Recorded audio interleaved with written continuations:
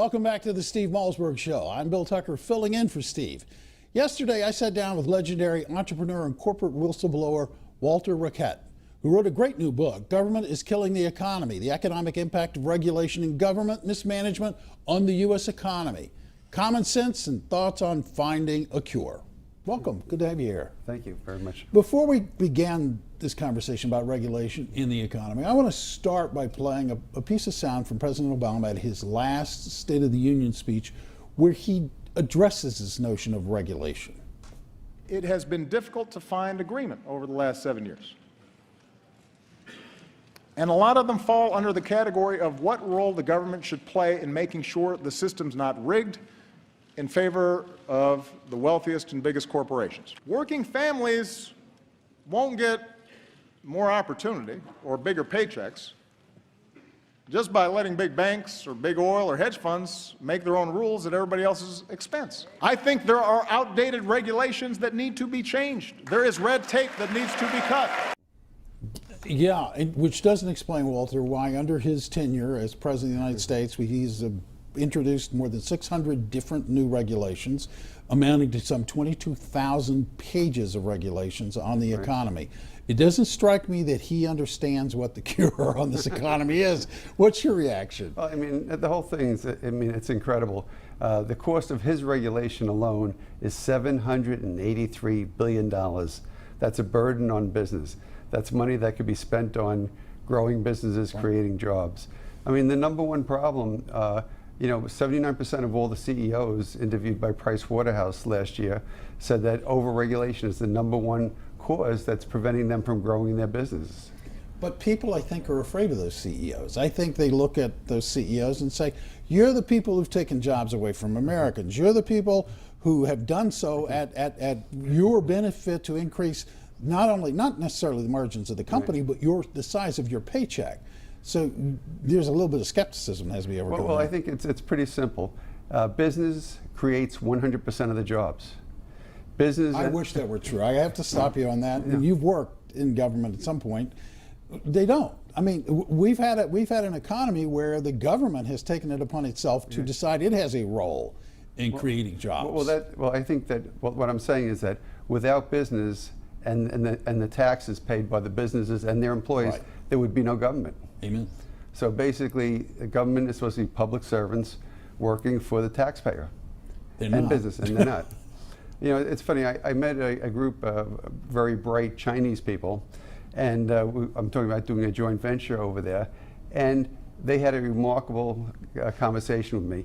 Their economy is growing 3 to 5 times more every year than ours has been.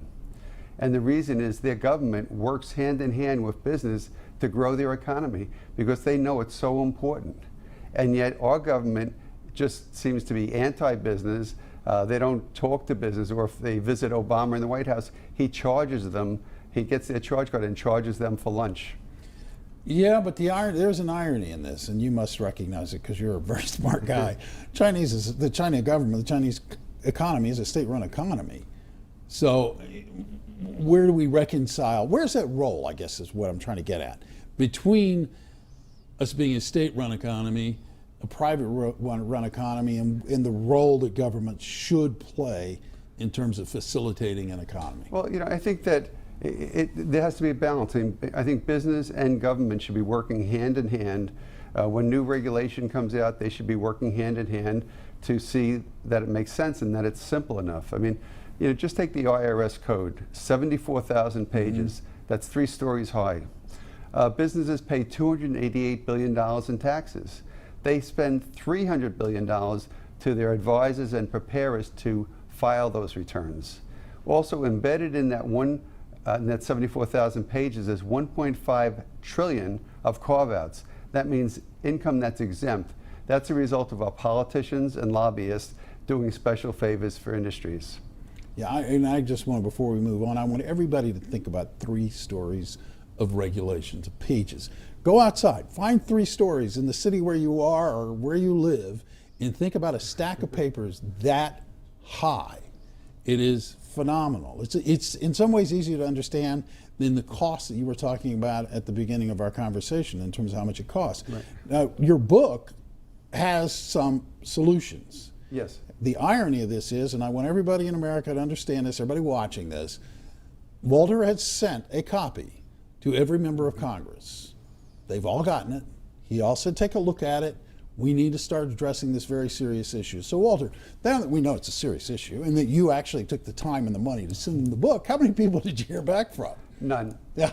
Not one. A little discouraging, Yeah, don't you think? it is, but it's not to be not unexpected. I mean, they don't listen to common sense, practical ideas. What do you think should be done? Lay out for our viewers what do you think should be If happening. I would do it, if I was in charge, if I was the president, I would encourage both presidents, presidential candidates to do it. I would have something like a Grace Commission that they had back in the 80s. And that was a group of 167 CEOs and 2,000 other volunteers. Didn't cost the government any money. They evaluated every agency and came up with over 2,000 ideas. Unfortunately, only about 400 of those ideas were put into place, but those 400 ideas saved us $1.4 trillion over the last 25 years. I'm proposing a bipartisan, permanent, Grace-type commission made up of volunteers that would oversee every agency and try to figure out how to make every agencies work better, make them more accountable, how to stop the fraud and waste. The fraud and the waste is $1 trillion a year. I mean, that's a lot of money. It is, but I'm trying to remember what the last tax figures I saw were. I think we took in 19 trillion. No, in federal income taxes, they take in $3.5 trillion in federal income taxes. So it's a significant savings. It's a significant savings. All right. And if you cured regulation if you got rid of 60% of regulation and 60% of the waste and fraud, you could reduce taxes by 50%. Wouldn't that be nice? Yeah. Wouldn't that be nice? That would be real stimulus. It would be real stimulus, as a matter of fact. Walter, I want to thank you for taking the time to come in and join us today. It's very interesting. Take a look at his book. I encourage you to do so. The Government is Killing the Economy. Have you ever wondered what exactly insider trading is and what information is legal and illegal when it comes to the selling and buying of stocks? Alan Dershowitz has the answer with this edition of Newsmax TV's You and the Law. You're working out in the gym and a friend whispers into your ear a tip about a hot new stock to buy. Is it legal to buy on this information?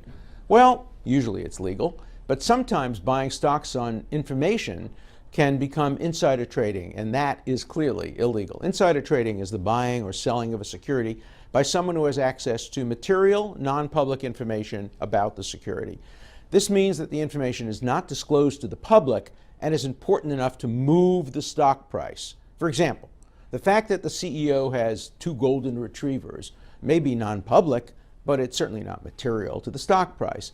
Insider trading is illegal because a corporate insider has a duty not to trade on material, not public information about his or her firm without first disclosing it to the public at large, or to share such information with friends or family. Let's say your friend is the CEO of a corporation and is calling you. He's telling you the company's annual earnings are going to be lower than analysts first anticipated.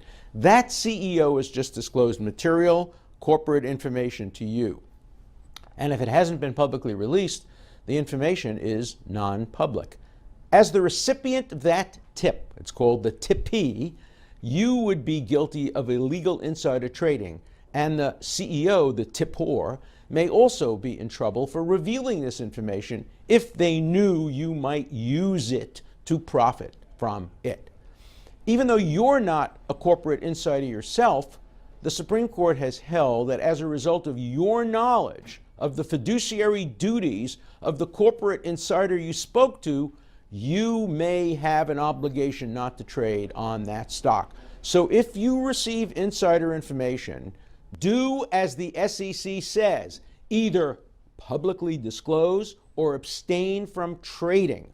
Follow the law and act accordingly. I'm Alan Dershowitz for Newsmax TV.